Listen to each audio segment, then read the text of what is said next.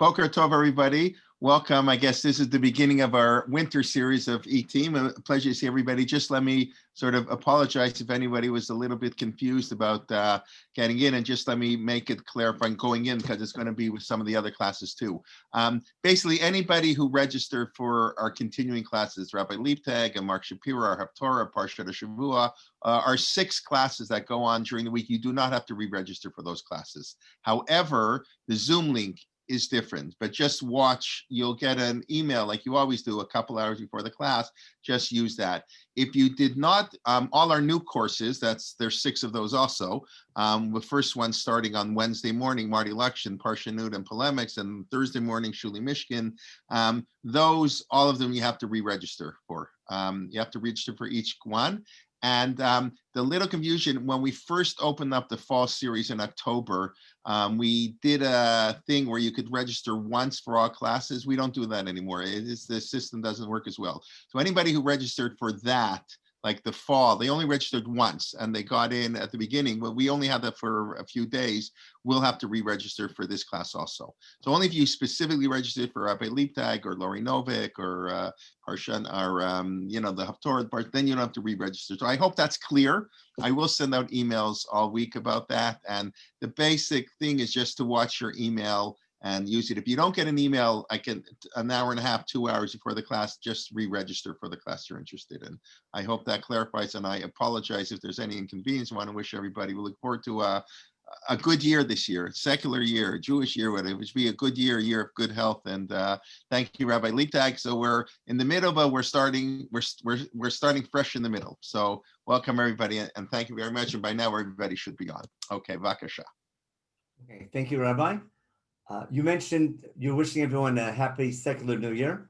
So we discussed this topic briefly, I think in the second or third shir when we started, but I wanted to just get to Hanukkah because we were having classes before Hanukkah to get to the Hasmonean time period. Now we're going to go back and do it properly with what I call the missing years of the Second Temple period. And because this is the first class in 2021, I want to talk about the secular year, which we call 2021, in contrast to the Jewish year, 5781. Now, again, we talked about this briefly, and it was a bit confusing. It's one of the most confusing topics you'll ever see. I'm trying to do it today nice and organized and simple, so to have minimum confusion. On the other hand, it's a very controversial topic, so I have to do it very carefully. Just a word about dates in general. When do we use the Jewish date, like 5781? So as someone mentioned before, my daughter was married on Sunday last week, and there's what's called a ksuba. And every wedding has a ksuba, like that's official contract of marriage. And every contract, according to the Talmudic and halachic guidelines, needs to have a date. And the date has to have not just the day of the month and the month, it also needs a year. And you need to use a year that everyone is familiar with. So our custom is what's called the Jewish year. We count to creation. We always say the minyan briat olam shanu monim. It's the first line of the ksuba is what year it is, and we count to creation. Now, if you were at a wedding about 2,000 years ago, and probably they had a ksuba, the date was not to creation. There was, as we'll see soon, the custom of dating Jewish events to creation is relatively new in Jewish history. It's a little over 1,000 years old. What was the earlier? We'll talk about earlier customs beforehand. But let me share my screen with everybody now. Share screen. And here's our topic for today. I want to clarify some concepts. The title today is The Missing Years of the Second Temple Period. And I want to clarify some concepts. Before we start though, if you ask anybody, I should stop the share for 1 second, see everybody? Ask anyone, almost all of you, if I would ask you, what year was the first temple destroyed in secular years? Almost everyone would say 586. Agreed? Ask almost everybody, 586, it's everyone knows it. And ask everybody, how many years is it between the first temple and second temple period? They'll all say 70. We had a whole class on that as well. And hence the second temple period begins in minus 516. If it was destroyed in 586, it's a minus 516. Ask anybody, when was the second temple destroyed? Everyone knows what year? 70 AD. 70 AD, you might hear 69 or 68, but 70 is a pretty much given number. If we're going from minus 516 to plus 70, depending on what you do with year zero, you're talking about 580 years of the Second Temple period. Ask any yeshiva student, or even almost any rabbi, how many years is the Second Temple period? They'll quote the Gemara in Rosh Hashanah, they'll quote that, right? Like 420 without even flinching an eye. And I've seen timelines that show 420 years of the Second Temple period, and beginning with minus 516 and ending in plus 70. And they think they can get away with it. Maybe next time I'll find, I collected a couple of those. And it's one of the most complicated things that people just like brush over. And there's no way to reconciliate them. We're not talking about 1 or 2 years. We're talking about what's called the missing years of Jewish history, or the Second Temple period. There's about 160 years missing. The goal this year today is to try to understand how that happened and why that happened. And on the one hand, to keep our faith in rabbinic tradition, at the same time, to be as true as possible to actual history. So now we go back to do this properly, I'm going to go back and share my screen and have a nice little outline today. I call clarifying the concepts. Number one, a calendar, is it a tool or truth? Meaning what? When we say this is the year, we need a convention, meaning because contracts, purchases, anything we do requires contracts, and we need dates for running any type of society, any type of economy, needs a dating system, and we need a dating system that's viral, that everyone uses, and the more people that use it, the better. Therefore, when for example, nowadays, almost all of us, when we write checks or we write any document, we use the secular date, which is actually a Christian date, which they call AD, the year of their Lord. We call it CE, Common Era. But even though we're counting to a different God or a different religion, we use it not as a statement of faith, but rather because everyone else is using 2021, we use it. It's a convention. When we write those dates, it's not a statement of faith. Some people might not like doing it, might have second thoughts about it, but we almost have no choice. When you file your taxes, you're filing your taxes for, remember, 2021, 2020, for those who file. But we go by, we need this secular date because everyone uses it. But I'm saying it's not a statement of faith or truth. It's simply a tool that everyone uses as convention. Now, that's one concept. The other, when we study Tanakh and there's dates in Tanakh, are we reading Tanakh as a chronicle, meaning this is an historical book, here's what happened year by year? Or is it a prophetic composition? And if it's a prophetic composition, sometimes the Navi might use years, not necessarily as historical truth, but rather to make a point. I want to give you one little example, which is classic. We're going to open up the book of Shmuel. Let me stop this here. Chapter 13. There's a pasuk that cannot mean what it says. Let's open up a Tanakh. I'm sorry here. To the book of Shmuel. I'm sorry here. Samuel 1, chapter 13. Look at this opening line. Ben Shana Sha'ol B'Mocho. Translated means what? Look what they did in the English translation. They just left out how many years he was. It sounds like Shaul was 1 year old when he became king. Ushtei Shani Malach Yisrael, he was king for 2 years. Now, clearly the author has left out how many years old he was. It should be maybe Ben Shloshim Shana, like every other king. It says Ben Esrim Shana, Ben Esrim Chamesh Shana, something like that. For some reason, the author of Sefer Shmuel is purposely leaving out how many years Shaul was, how old Shaul was when he became king, and also how many years he reigned for. When you study the book, he had to be king for at least way more than 2 years, probably closer to 10 or 15 years when you do the calculations. Nonetheless, this opening line is sort of called maybe obfuscating the years here. And if we were learning Sefer Shmuel, I would show you it's coming to make a prophetic point.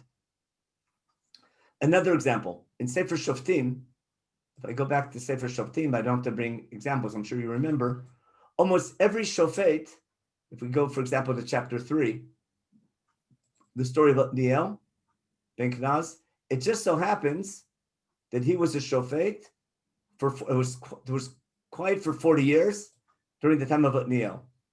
At the end of the chapter, we're told that there was 80 years of quiet. Here. 80 years of quiet. If you remember the last line of Shirat Dvorah, that's the end of chapter 5. The last line of chapter Dvorah, what's it say?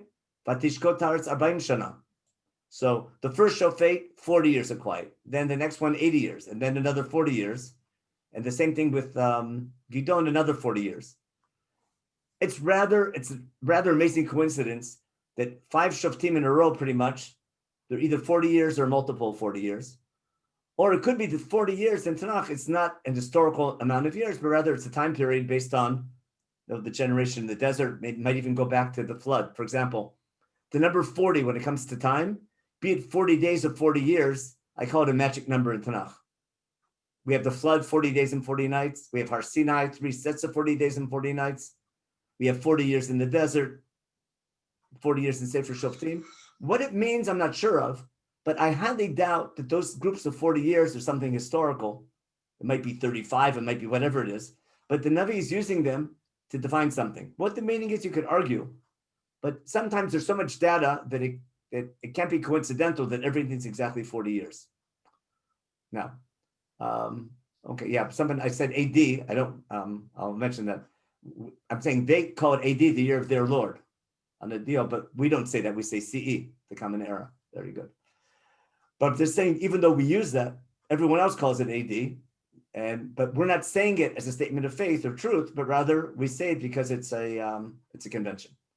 Now, let's go back now to Now, when it comes to Midrash, and we'll be dealing with Midrash today, when a Midrash makes an historical statement, is it saying because the Midrash is omniscient, meaning it knows everything, it's a source of truth and historical truth? Or sometimes it's a Midrash giving an example, giving historical data based on exegesis, meaning based on its understanding of the text and its study of the text. And that's another question when you study Midrash. It's how much is Midrash historical? How much is Midrash authoritative? And how much is it whoever wrote the Midrash is sharing their opinion with other people based on their own understanding of their own message they want to give over. Now we start a big topic. That was a stall for people coming in. Yeah, we hit 100, so now everyone's online. So at least 95% got the link. Now we start our topic. If you ask yourself, someone who studied the Bible, what dating system for years does the Bible use? One thing for sure, never in the entire Torah or Tanakh or Ketuvim, like Torah, Nevi'im, Ketuvim, never is there an event or a date dated to creation. There's never an event with a date that says this event happened in this year of creation. Never found it anywhere. In the story of the flood, if you might remember, the flood takes place year 600 in the life of Noah. It begins, remember, on the 17th day of the second month, and it ends in year 601 of the life of Noah. Now, if the Bible continued using the life of Noah as its reference point for years, that would be fine. But it only does that for the flood story. When Avram is chosen, it doesn't say that Avram was chosen in this year of the life of Noah. In fact, it doesn't say anything. It just says God picked Avram Avinu. And after the story of the flood, I'm pretty sure there's no event that's dated to a certain amount of time. The next time we find any type of dating system in the Torah is the story of the Exodus. And this is famous. Let's take a look in chapter 12 in the book of Shemot. We'll open up, if you have Tanakh with you, take a quick look. We'll share our screen, and we open up to Sefer Shemot. Sorry. Sefer Shemot, chapter 12, right after we leave Egypt and we bake matzah. In fact, this pasuk in chapter 12, we say at our Seder. In verse 39, pasuk lametet. Remember, they took the dough that they took out of Egypt. They baked it matzah because they were rushed out of Egypt. They're thrown out and they couldn't delay. Now, pasuk mem. In chapter 12, verse 40, pasuk mem. Umoshav b'nei Yisrael asher yeshvu b'Mitzrayim. The time period where the people of Israel remained in Egypt, 30 shana v'arba'amot shana, was 30 and 400 years, 430 years in Egypt. It doesn't say What's it starting from? After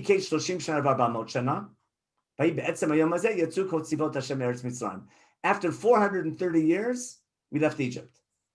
Now, it's simple pshat. When would you start counting that from? What would be the simplest understanding of when we start counting the 430 years from? If it says the moshav, which means to dwell, to remain. From When the time did if you were in shul, okay, when maybe Yaakov came, when Yaakov came down to Egypt, remember Yosef invites them Teshvu be'eretz Goshen as a moshav, as a settlement in Egypt. We settled down in the second year of the famine. What year that was? It didn't say what year it was, how many years to Noach or anything. But if I'm counting 430 years, I would start counting from the time that Yosef is 37, I think, or when Yaakov is 130. That's for sure. Year 130 of Yaakov's life is when it would begin. 39. Okay. Not 30. No, when he goes to Pharaoh, when Yosef is 39 and Yaakov is 130. Because when he goes to Pharaoh, he says, "How old are you?" He says, "Just I'm never 130 years and my life's been miserable." That proves he was Jewish. Now, we don't, other than this pasuk, we don't have any other dating system. But the rabbis are going to argue when we're counting from. In fact, the classic rabbinic opinion is we're counting from the time that Avram was 70 years old. We'll see. We'll deal with that later on. We talked about Seder Olam. But again, it's another example of the lack of a dating system, because it would make more sense to say Am Yisrael left Egypt in what year? In 2,400 and something to creation, or some year to life of Avram Avinu. All it tells you is that how many years Am Yisrael was in Egypt for. And later we have to give a thematic reason for this verse. But I'm just showing you, even where I would expect an official date, when I have a Be'etzem Hayom Hazeh, that's a critical event, that's an important event in Jewish history, Be'etzem Hayom Hazeh, on that very day, we don't have a date to Briat Olam. What system does Chumash use? Now we simply have to go to Sefer Bamidbar. In Sefer Bamidbar, the opening line, Vaydaber Hashem Moshe b'Midbar Sinai b'Ol Moed, Be'echad HaChodesh HaSheni, God spoke to Moshe in Sinai Desert, on the first day of the second month, Bashana HaShenit, let's say Tam Eretz Mitzrayim. Starting in Sefer Bamidbar, every event is dated to the Exodus, which makes sense because Jewish history begins with the Exodus. What I want to claim now for this part of this year, the most logical place to begin Jewish history is if we had to choose a dating system for Jewish history, if it was up to us and we were picking our history, I would count from the Exodus. Or I could count from Har Sinai, which is the same year, isn't it? But since the months begin from the Exodus, that was chapter 12 in Shemot, we began counting the months of the year from the Exodus. In fact, that's the first commandment we receive before the Exodus starts. That's chapter 12, Parshat HaChodesh. It makes sense also that the years start in Nisan from the Exodus and that year. And sure enough, that's what happens in Sefer Bamidbar. Another example, chapter 9 in Sefer Bamidbar. Actually, we're going backwards in history. We began with the second month, and now we go back to the first month. And we have that Am Yisrael brought Korban Pesach on the 14th day of the first month of the second year.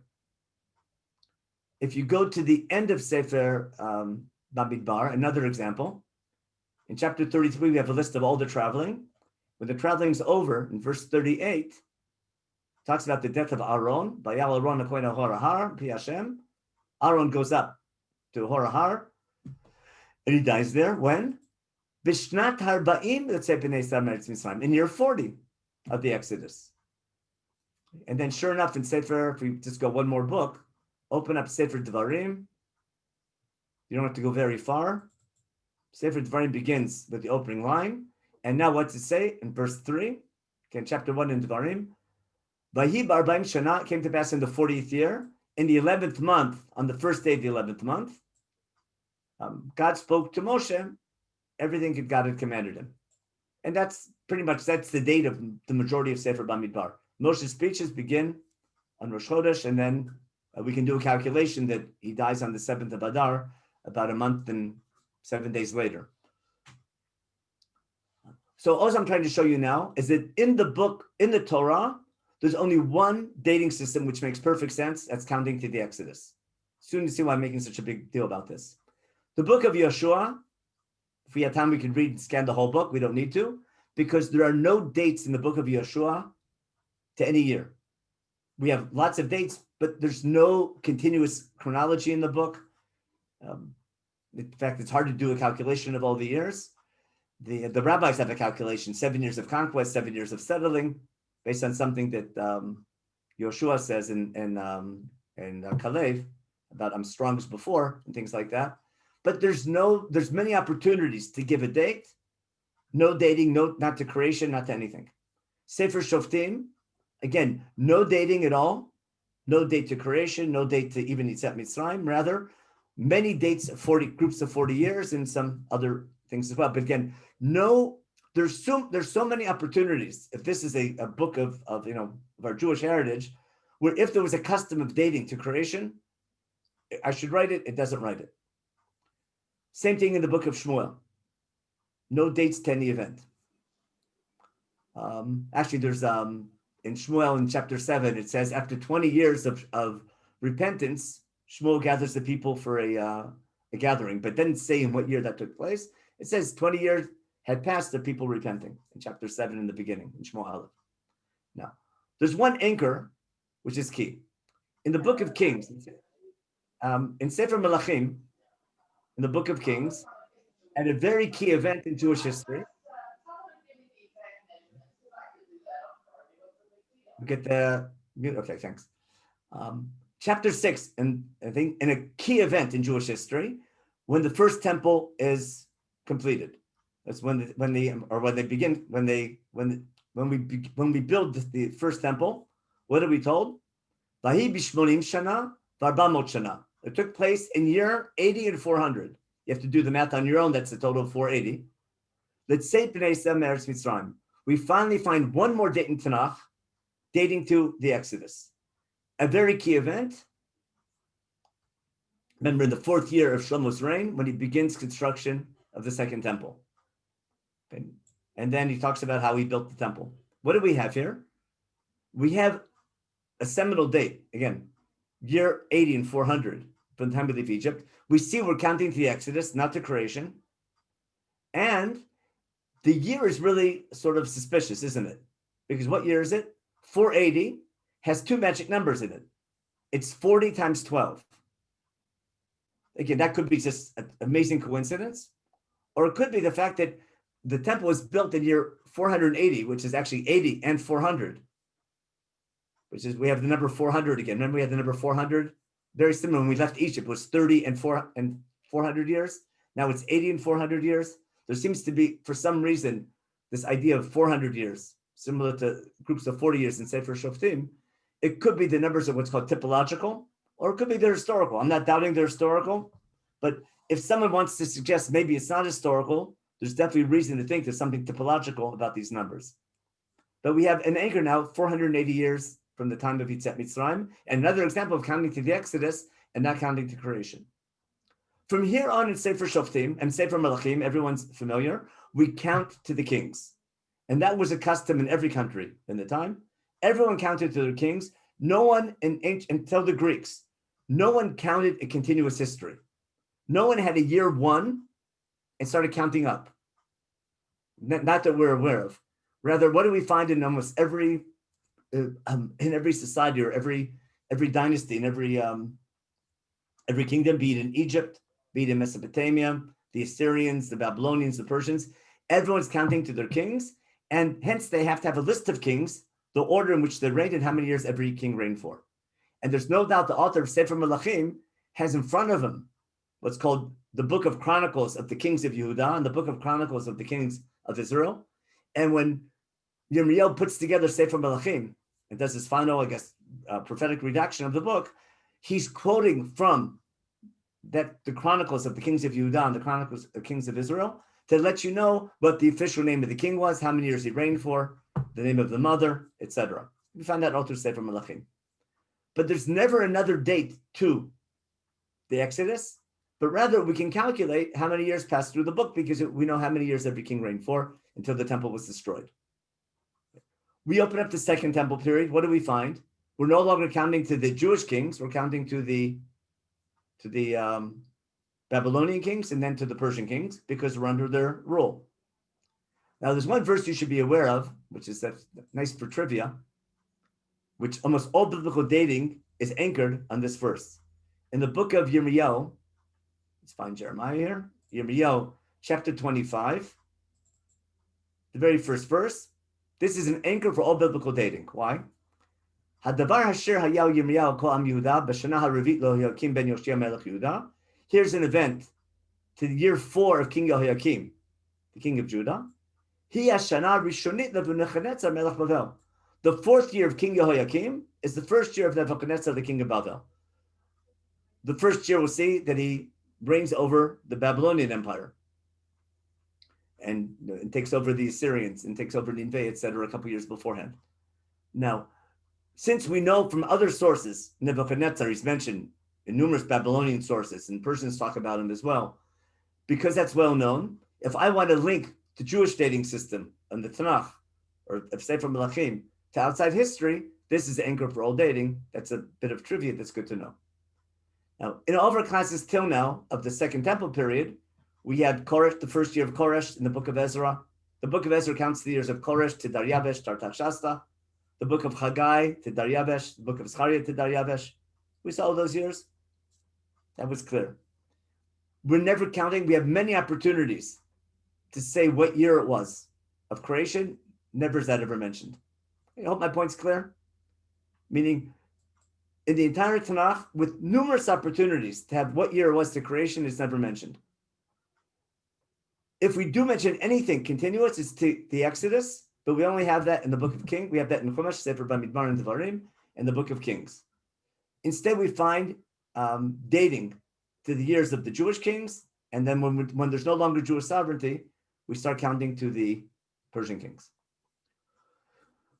What happens in the Second Temple period? Okay, so our Second Temple period, we had Darius, we had Artaxerxes, we had the kings we're familiar with.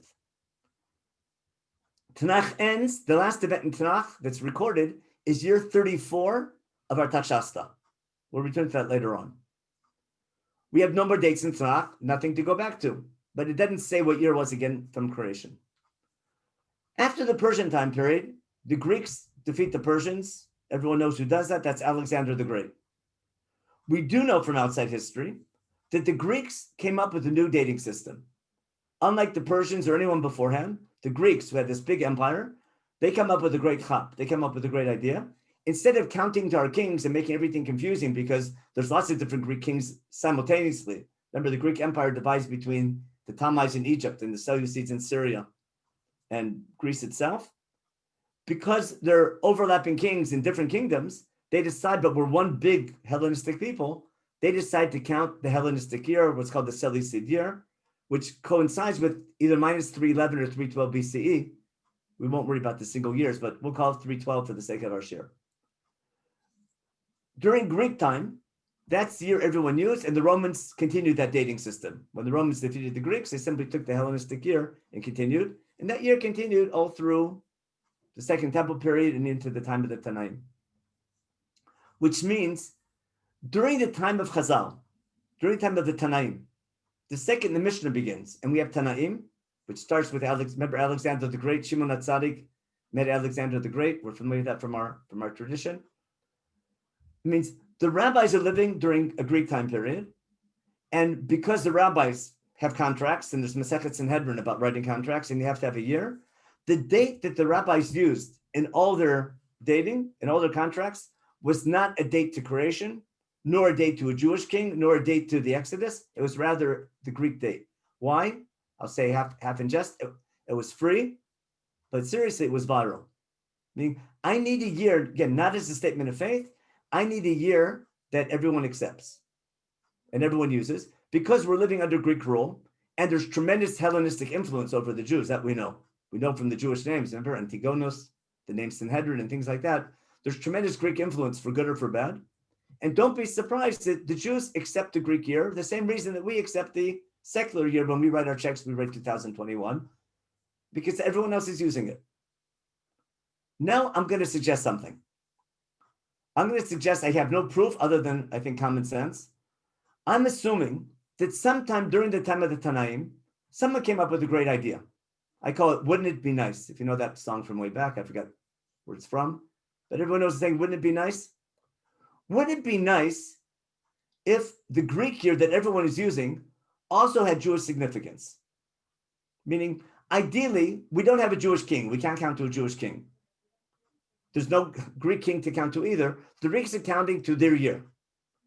But if we could, we would much rather count to the Exodus. The problem is no one else is counting to the Exodus. But wouldn't it be nice if the Greek year somehow was in sync with the Jewish year counting to the Exodus? Why would that be nice? Ideally, I should count to the Exodus. That's what Chumash does. That's what we have examples of that in Tanakh. And the Exodus is not just the time of the Exodus. We become a nation then. It's our nationhood. It's also the Torah being given. So if we could count to the Exodus, it would be great. But we can't because we're counting the Greek year. But if the Greek year was in sync with the Exodus, wouldn't it be nice? Now, understand my assumption? So let's say, you're bored one day and you want to see, could it possibly work? Here's what I want to do. I want to follow the thought process, which I think happened sometime during the Second Temple period, using Tanakh as our source. And it's real easy. Let's go back to our source sheet and I'll show you how simple it is. Where are we? Here's our source sheet. We brought those examples. If we calculate the years, what did we find so far? Year 1 of Yetziat Mitzrayim, remember the Exodus is year 1. We have a source, Bamidbar, the first line of Sefer Bamidbar. We count to the Exodus. Our second source was, let me highlight this real fast. We can annotate and we can use a little spotlight. Here we go.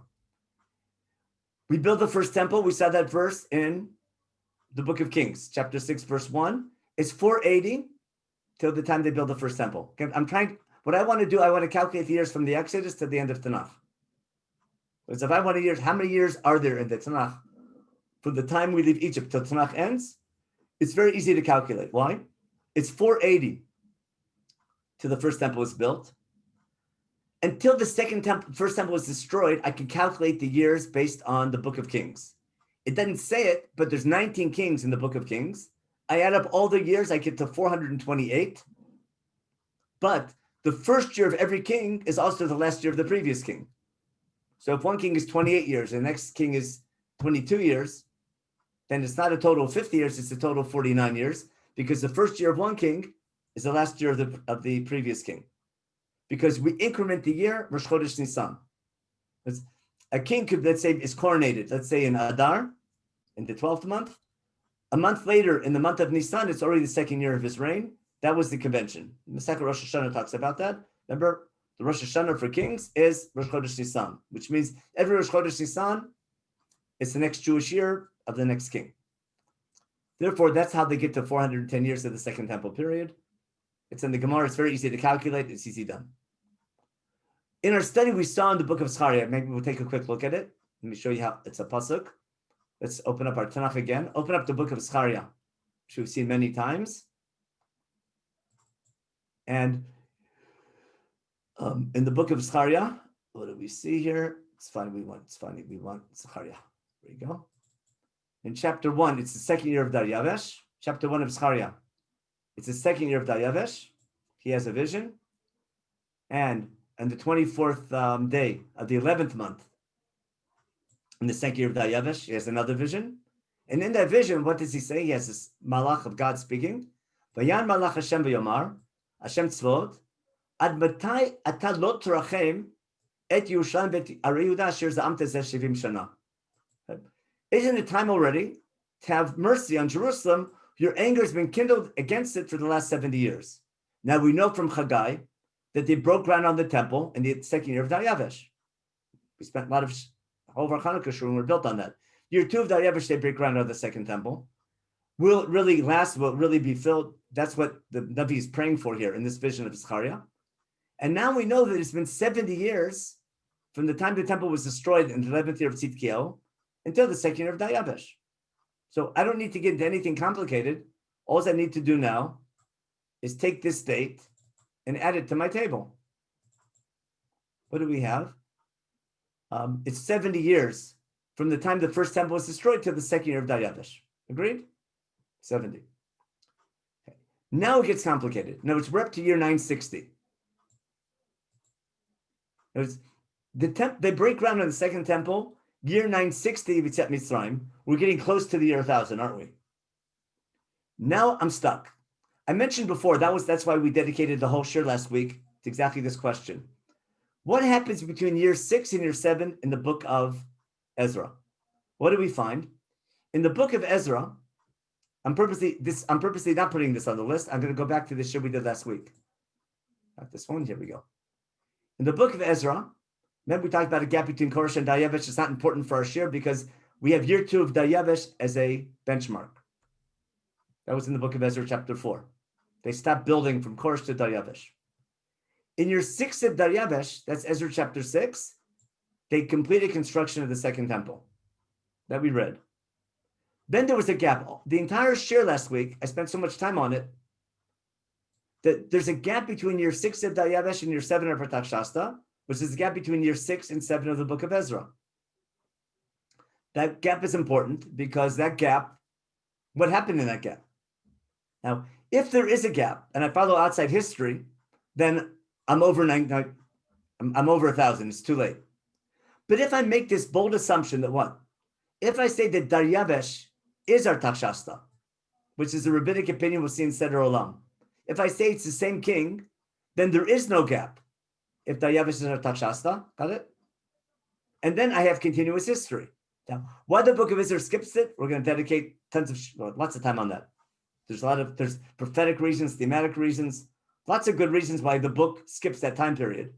But if I take that bold assumption that there is no gap, and Daryavesh is Artaxerxes, then the last event in Tanakh is year 34 of Artaxerxes, which is 34 of Daryavesh. Is that clear? And hence, I have an easy solution now. Let's go back to our table. Let's go back to our little table over here. What do we have? Didn't have to move anything. I have from year 2 of Daryavesh to year 34 of Artaxerxes, who is Daryavesh. Remember, if Darius is Artaxerxes, and in the book of Nehemiah, we have year 32, and he comes back 2 years later, we have 34 years. The last year of Tanakh is 993. Got it? From year 2 of Daryavesh till year 34 of Daryavesh. 33 years elapsed, or year 993. According to Chazal, this is out of nowhere. You follow? If I assume that Darius is Artaxerxes, if Daryavesh is Artaxerxes, then the last year of Tanakh is 993. We're really close to 1,000, aren't we? The rabbis come up with a bold statement. What do they say? In Seder Olam, next year we'll dedicate to Seder Olam. We'll do Seder Olam properly and see what Seder Olam is up to. But in Seder Olam, which is the work of Rabbi Yossi Bar Chalafta, the famous Tana, it's Sam Rabbi Yossi, it's Rabbi Yossi Bar Chalafta, and Seder Olam, its final form is attributed to him, and we're talking about 2nd century CE, or the 4th generation of Tanaim. Rabbi Yossi Bar Chalafta is a Talmid of Rabbi Akiva, and he's the Rebbe of Rabbi Yossi of the Mishnah of Rabbi Yehuda Nasi. So it's Rabbi Yossi Bar Chalafta is the link between Rabbi Akiva and Rabbi Yehuda Nasi. He's famous, Rabbi Yossi. Now, he was from Tzipori, if you know Israel and things like that, and he moves later to Bavel for good reasons. Now, he's under the Hadrian persecutions, if you know that stuff, which will help understand Seder Olam as well. But we'll dedicate a whole shir to that. If that assumption is right, the Tanakh ends in year 993. If Daryavesh Artaxerxes, then all we need is 6 years between Tanakh ending and Minyan Shtarot to solve our problem. So the rabbis come up with this great assumption that what? Based on what I call wishful thinking, wouldn't it be nice? That 6 years pass from the year that Tanakh ends. In fact, Chazal say the year that Tanakh ended, the year after Tanakh ended, is Alexander the Great comes and conquers Elam. Now, everyone knows from Herodotus and from Greek sources that Alexander the Great killed a king named Darius. He's called Darius III. Now, if our Artaxerxes is Darius, got it? If Darius is Artaxerxes and there's only one Darius, then who's Darius III? None other than Artaxerxes. Now, this assumption, if you know your outside history, doesn't begin. But that's what Seder Olam is going to do. It's going to say that the year after Tanakh ends is when Alexander the Great came and conquered Elam. And 6 years later, he conquers the rest of the Persian Empire, Paras Madai. And they say Binyan Shtarot begins at the end of the conquest of Alexander the Great, even before he died. That's not historically true. We know from outside history it started 8 years after his death, not to minus 3, but that's not for now. In Seder Olam, again, I'm going based on wishful thinking. Gemara Avodah Zarah talks about it. We'll do that next year properly. All you have to say is that in our tradition, the Greek year begins 6 years afterwards. Then the Greek year becomes 1,000 Titzat Mitzrayim. Got it? Now, what do we gain by that? We gain something beautiful, which I think makes a lot of sense. I'm not saying they have to say that. All I want to say, there's logic. There's very good, solid logic for a midrashic approach whose goal is to turn the Greek year into a Jewish year and to turn the Greek year into a meaningful Jewish year. Every time a Jew in the time of the Tanaim writes a star or whatever it might be, writes a date and uses the Greek date, in essence, what does he need to do? Cross his fingers and add one day, or what the Gemara calls add alpha. Add 1,000 to the Greek date, and you have a Jewish date. And instead of counting to the Greek year, we're simply counting to Yitzhak Mitzrayim, just drop the thousands. Now, we all know our year is Tavshin Pei Hey. No, it's not. It's Hey Tavshin Pei Hey. But no one writes Hey Tavshin Pei Hey. We just write Pei Aleph. Why? Because no one counts the thousands because we don't live that long. We're staying within the millennium. If like in our days, we write 20, remember? 20 or 22, we don't even write to 2000.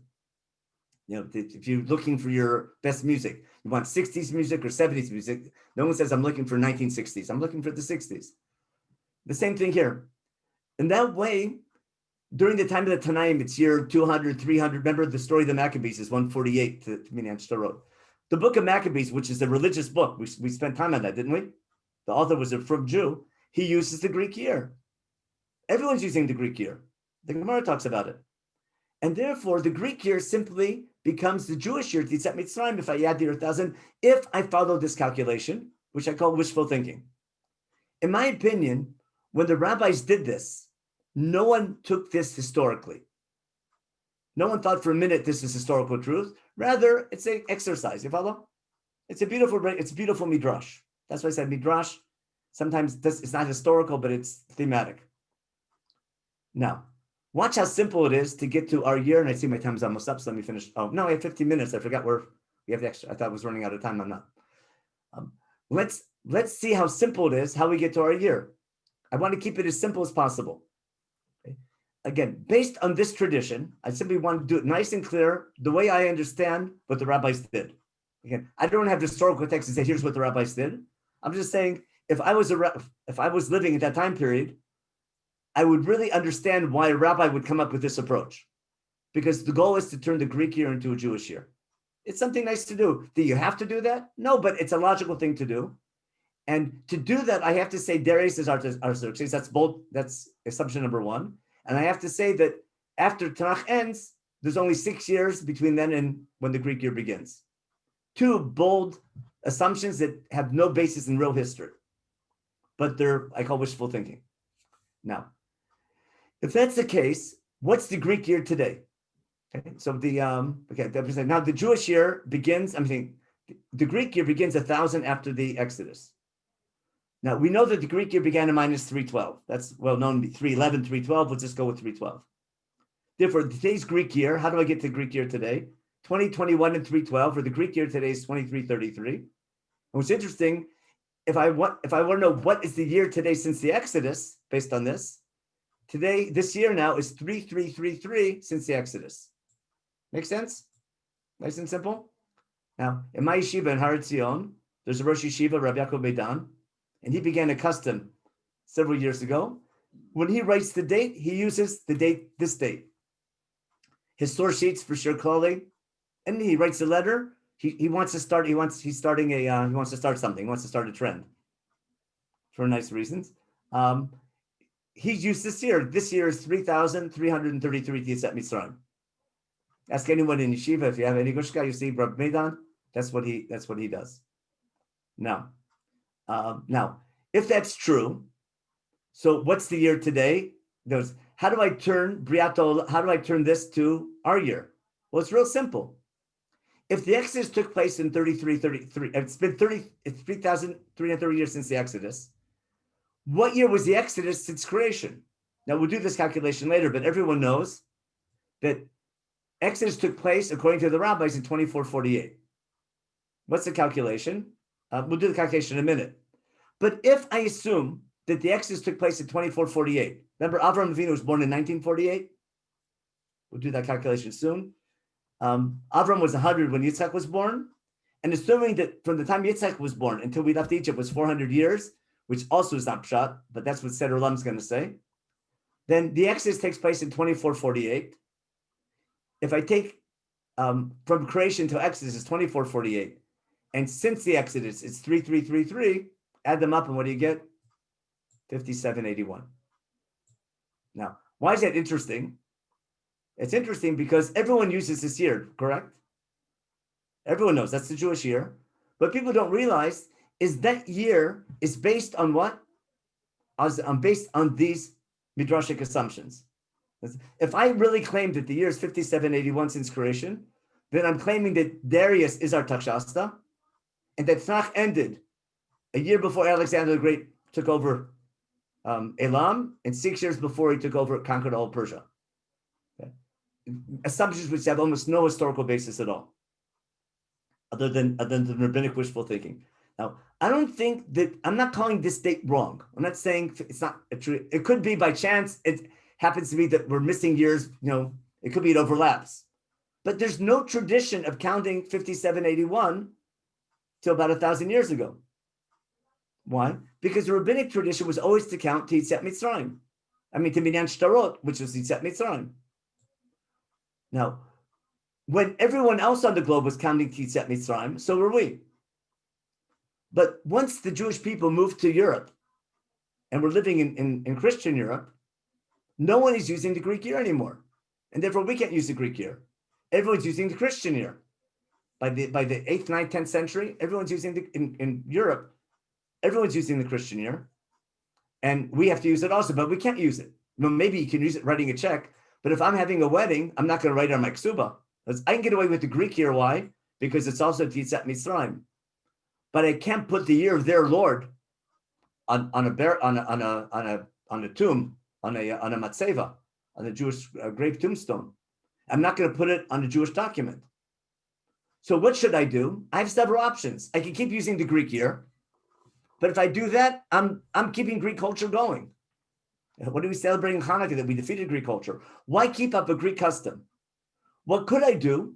I could add 1,000 and count Yitzhak Mitzrayim. But since we always drop the thousands, in essence, I haven't changed a thing. Again, we could have done that. I'm saying, what custom happened instead? I didn't say they have to, but that's what they did. What did they do? They don't want to use the Greek year anymore. Adding 1,000 wouldn't change anything. And therefore, they came up with a new idea. Let's take the Greek year, add 3448 to the Greek year, which is 1,000 of Yitzhak Mitzrayim, and how many years it was to Yitzhak Mitzrayim, and use that and count to creation. They count to their testament, we count to our testament. We count to our creation. And that became a Jewish custom, which made a lot of sense. And ever since around the 9th, 10th century, all the Jews are counting to there. Now, there are some inscriptions in the Second Temple period, like in Susia, the shul in Susia, if you've been there, I think it's from like 6th century, that there's a floor stone that has a date to creation. We don't have the exact date because half of it's missing, but it's definitely a date to Briat Olam there, which means it was a custom already, counting of, in monuments, counting to creation. So we see it began because Seder Olam had already caught on.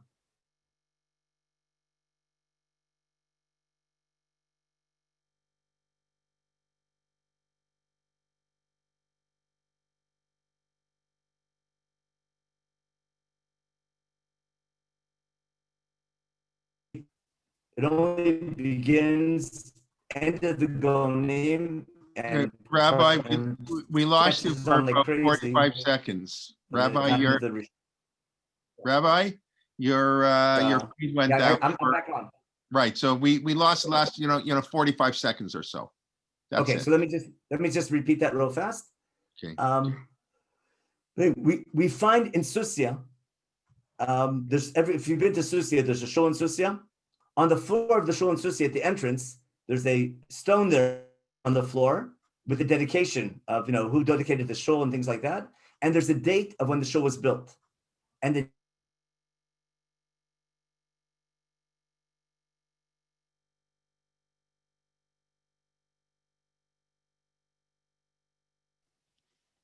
date is to creation.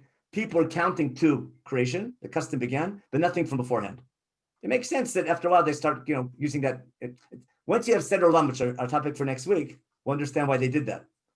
What I'm trying to show you is that our custom of counting, and what I'm assuming is once we stop using the Greek here, we decide we don't add 1,000 to go to Yitzhak Mitzrayim because in essence we haven't changed anything. Once everyone's using the Christian year, then we have to change our year to make something more significant. And how do I take the Greek year and turn it into a year to creation?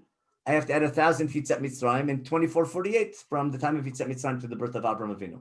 Now, how we get to that calculation, I don't think we have time to do it today. We'll do it properly when we do Seder Olam. So that's what I want to get across today. Let me just do here's the calculation to 2448. I'll just go over quickly because it's on the source sheet, which I'll share with you soon. Let me just clear the drawings. There we go. In creation, of course, is day 1. Avram is born in 1948.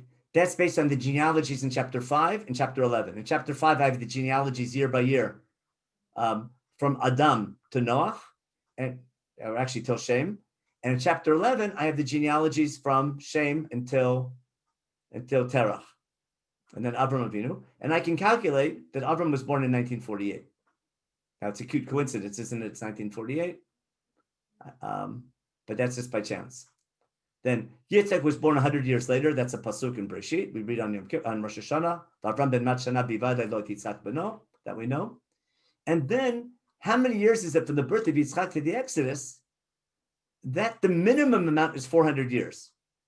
In Pshat, it's way more, isn't it? We saw that before. If the 430 is from the time Yaakov goes down to Egypt, I have to add in about, it's more like 550 years from the time of the birth of Yitzhak till we leave Egypt.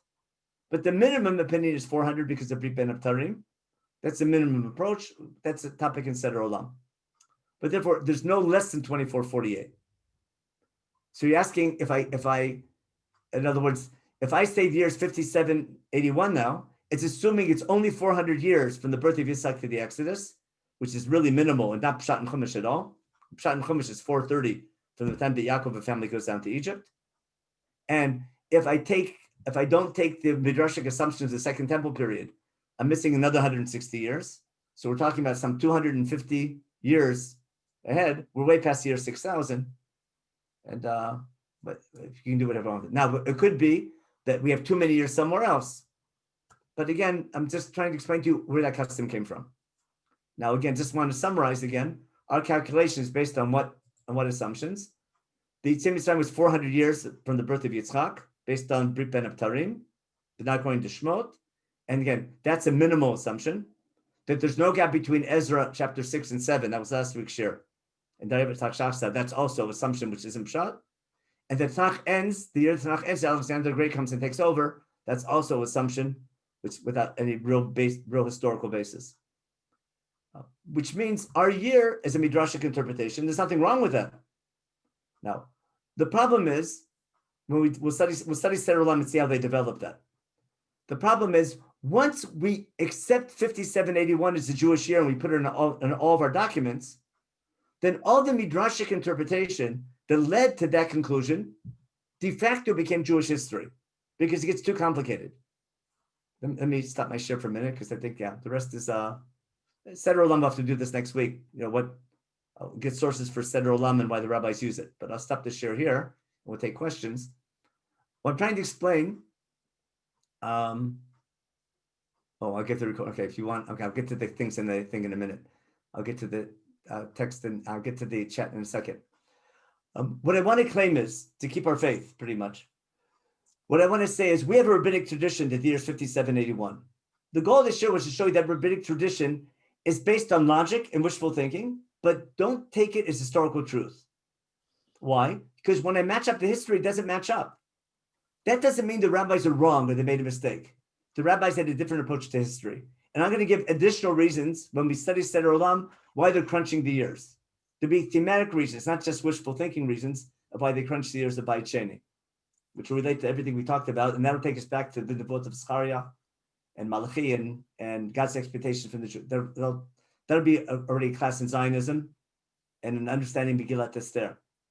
Also, I'm trying to show you, if you're an Orthodox Jew, appreciating Chazal and having faith in Chazal, but also studying outside history, and how do you reconcile the obvious contradiction between the Second Temple period being 420 years, which is the Seder Olam, the rabbinic approach, which we just saw, based on those two assumptions, or how does that fit with outside history, which doesn't match at all? If I understand why the rabbis crunched the dates, when I understand why the rabbis crunched the history and crunched the years for thematic reasons, for ideological reasons, whatever it might be, then there's no longer a contradiction. It's not that the rabbis are wrong. The rabbis have a different way of looking at history for different reasons. But you don't have to, because what happens? When you teach this to 18-year-olds, which I get in trouble for all the time, where they go, oh, the rabbis are wrong. If they're wrong about this, they're wrong about halacha also. So you give them another reason. They have plenty of reasons why not to keep halacha.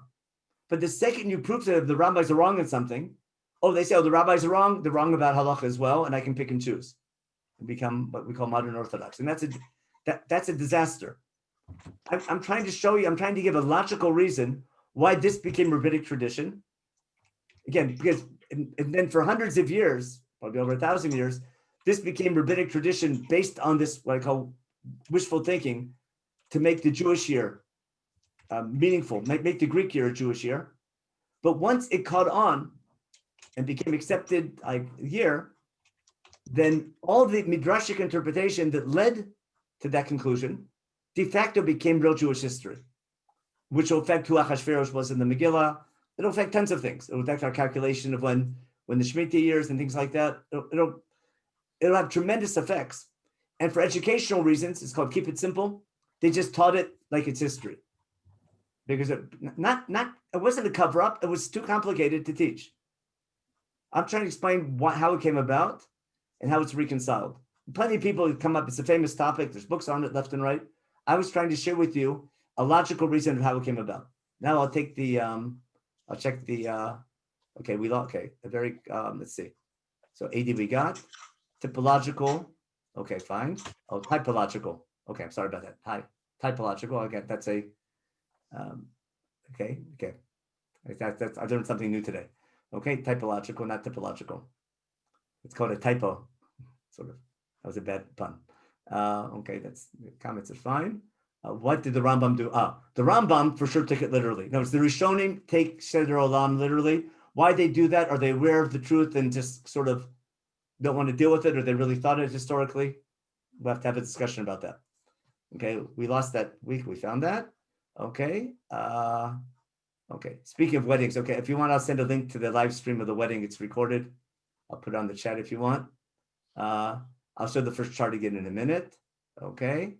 And then, okay, the Purim comes, okay, the Purim, this we have to dedicate a whole 2-3 shurim on Purim based on this. Because how you understand Purim in the Megillah, tremendously affected by this, which is the deeper reason why the rabbis crunched the years. We'll see that I'm only beginning something. I think I'll give a much more convincing reason of why this became Jewish history and why it became accepted. But I need a lot more. We need to study Megillat Esther and a couple more books. There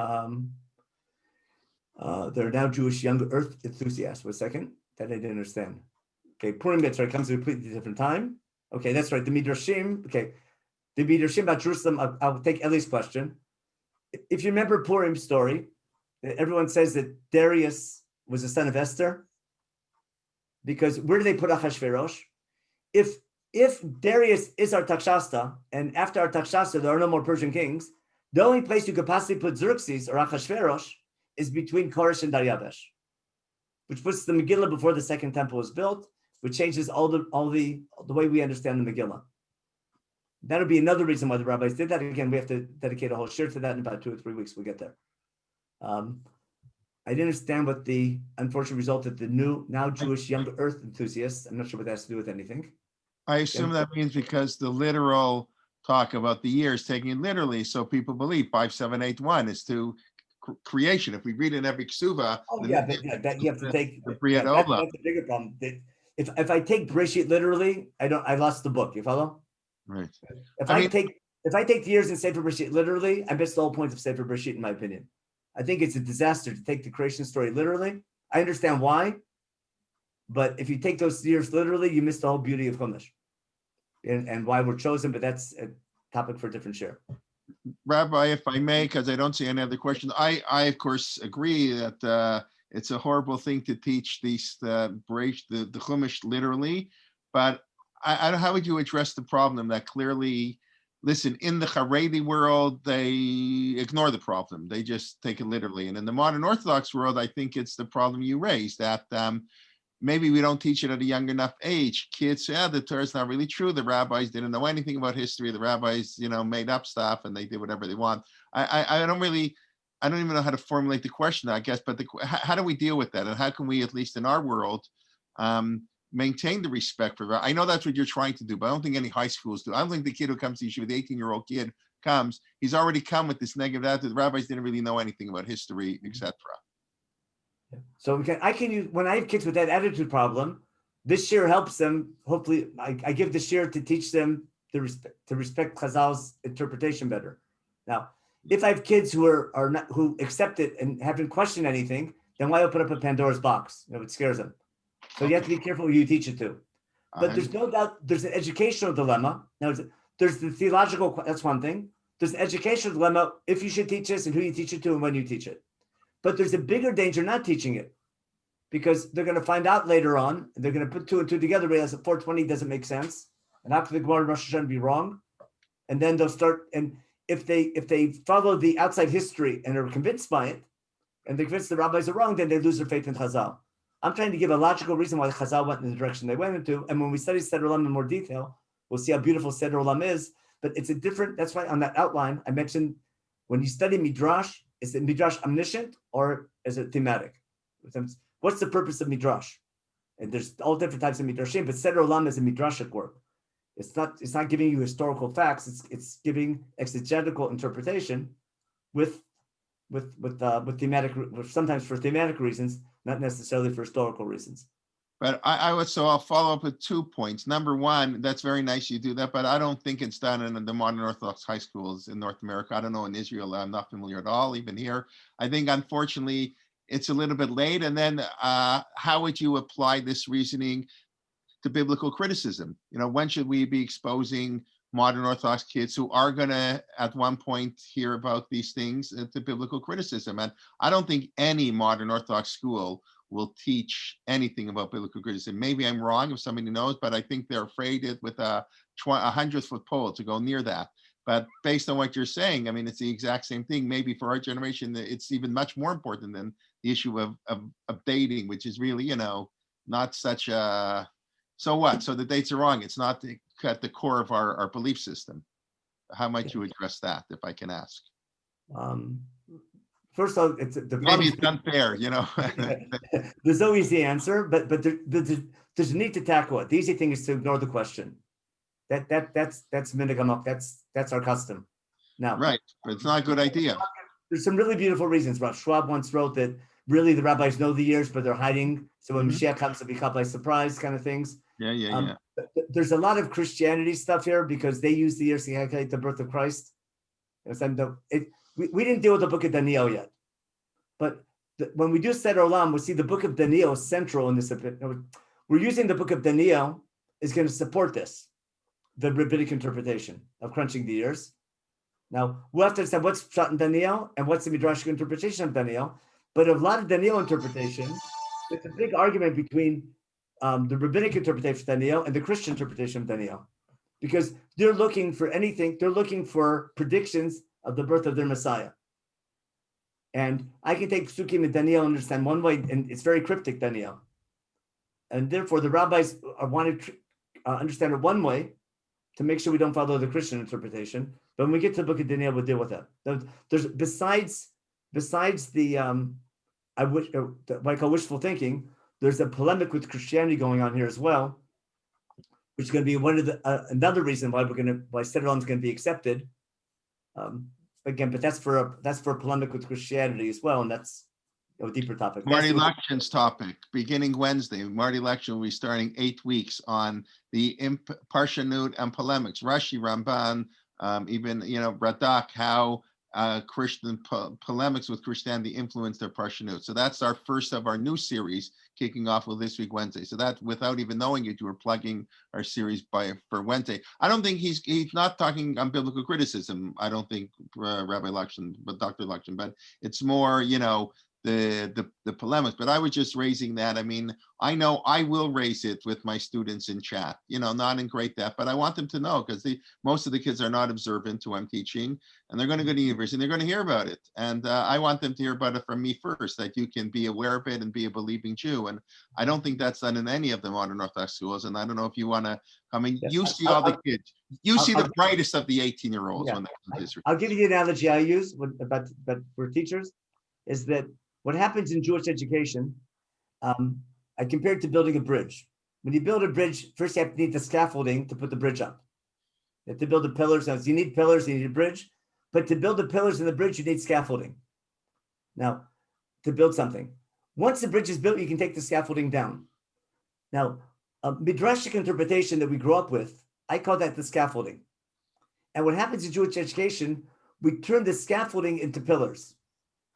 And we assume that if I break down the scaffolding, I lose my Judaism, and therefore I'm going to believe in the scaffolds instead of in the pillar. In other words, instead of the pillars becoming my pillars of belief, the scaffolding becomes the pillar of my belief. And I only needed the scaffolding to build the pillar, but once the pillar's up, I can take the scaffolding down. So the simplistic interpretation, simplistic ways of simply dating things like that, I see that as scaffolding, not as pillars. But sometimes it turns into dogma. The scaffolding turns into dogma about that. That's how it. There's certain things. We take the Torah. When you do Hagbah, that's exactly what Moshe Rabbeinu got at Har Sinai. That's very good for young children to give them emunah and belief. Is it historically true? There's lots of different opinions. But when you turn that belief, that simplistic understanding and dogma, into a pillar instead of scaffolding, that's when you run into a problem. And then you spend your whole time in education believing in the scaffolding instead of understanding the pillars. Okay, I know it's late, but the real problem is the leaders in our world. That's what they're doing. It's not from the mid-level. In other words, that's coming from the top down.